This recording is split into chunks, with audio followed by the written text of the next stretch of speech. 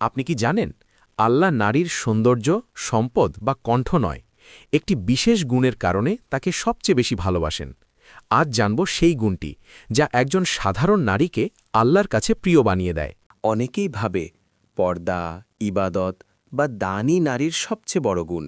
এগুলো অবশ্যই গুরুত্বপূর্ণ, কিন্তু কোরআন ও হাদিস গভীরভাবে লক্ষ্য করলে একটি গুণ বারবার সামনে আসে।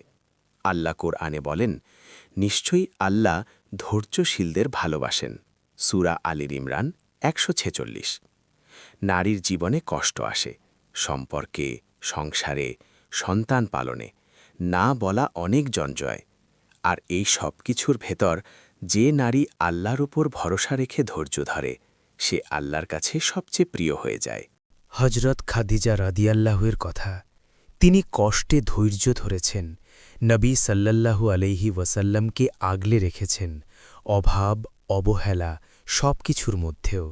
আর তাই আল্লাহ তাকে দুনিয়াতেই জান্নাতের সুসংবাদ দিয়েছেন।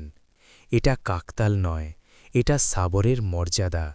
একটি রহস্য জানেন, নারীর ধৈর্যের কান্না অনেক সময় শব্দহীন হয়, আর সেই নীরব কান্নায় আল্লাহর আশ পর্যন্ত পৌঁছে যায়।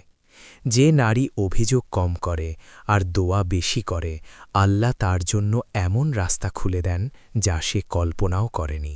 সব ধৈর্যই কিন্তু আল্লাহ পছন্দ করেন না।